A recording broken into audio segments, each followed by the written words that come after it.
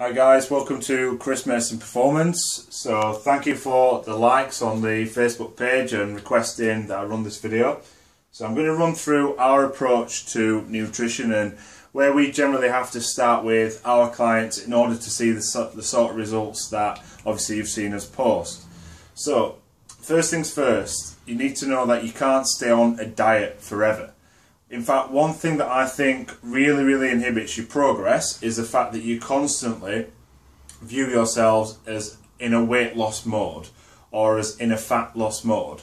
So you're constantly trying to either cut calories, increase activity, or literally just so desperate to lose body fat that this is the environment that you're locked into.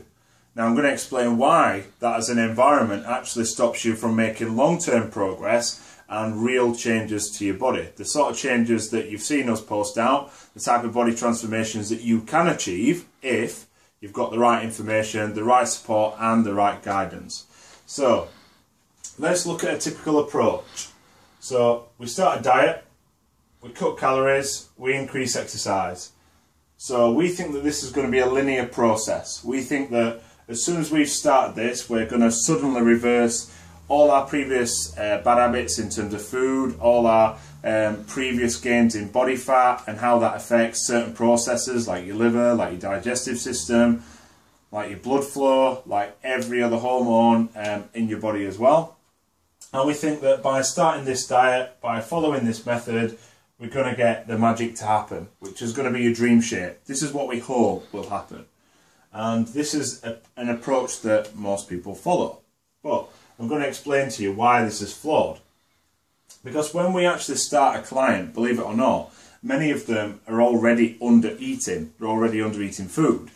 But this under-eating is associated usually with some sort of binge. And it might come at a weekend. So you might be doing this yourself at the moment as well. You might think, right, I'm going to be good Monday to Friday. And then when it gets to Saturday, Sunday, you're off diet. And you think that that calorie deficit through the week is going to make up for your calorie excess at the weekend, when the reality is you're just staying the same or you're actually gaining body fat. So let's look at what would be a typical client. So a client that's coming into us, they're not eating very much, but they've still got high body fat, key areas such as your abdomen, your hips, your thighs, just really struggling to lose weight and lose body fat. But you're only consuming around about 1,000 calories. So what would our approach be with that client? Now, from day one, we'd explain to that client, look, we're going to spend a lot of time analysing and writing these diet plans. So fundamentally, your commitment is needed to be able to actually see you through to a stage where you're in a position to get great results. So this is why when it comes to meal plans or when it comes to really trying to get results and really trying to get into shape, why commitment and consistency is so important. Because our job as a coach is to help you with the knowledge that we've got, but we can't do that if there isn't a real structure in place. So let's say we've got a client who starts out at around about 1,000 calories. Now 1,000 calories is nowhere near enough to cause the change in your body shape that we want.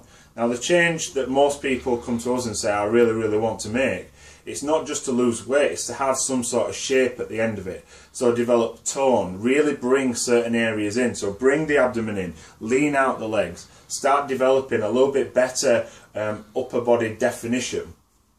So this isn't going to happen by under eating. Actually, we're going to need to fuel this process, which means that we're going to need to build some muscle mass. Now if we're on 1,000 calories, physiologically that's probably not going to be anywhere near enough for us to sustain what we need physiologically speaking. So what's going off in terms of organ functioning, sympathetic nervous system requirements as well, and parasympathetic nervous system requirements. So what we need to do in this case is actually build calories up. So we need to build calories up because that's going to be so essential for us getting to a point where we're in a position where we can actually take them down again. So think about fat loss and weight loss is it's waves of attack, more about phases. So in our initial phase with this client, we might be looking to build calories up. So if they're at 1,000 calories, then week upon week, we're going to strategically add in a small amount of calories. So we're not talking huge jumps. We're not talking 500-600 calories in a surplus as most people do in a deficit. We're talking little and often changes so that the body can adjust and that metabolically we can adjust to that increment as well.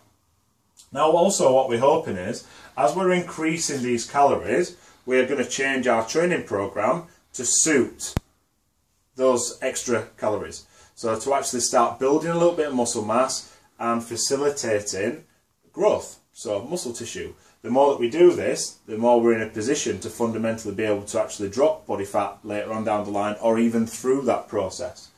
Now let's say we go through a 12-week phase where we've strategically built these calories up. And we're now in a position where we're consuming 1700 calories where we started at 1000. And we've not gained any body fat. Because we've done this slowly over time, we've been training hard, we've been building muscle tissue. Actually, we've probably dropped some body fat in this period and we're starting to see a change in our body shape. What have we now got that we didn't have before, that you don't have if you're just doing this constantly? Well, we now have a position where we can cut calories again.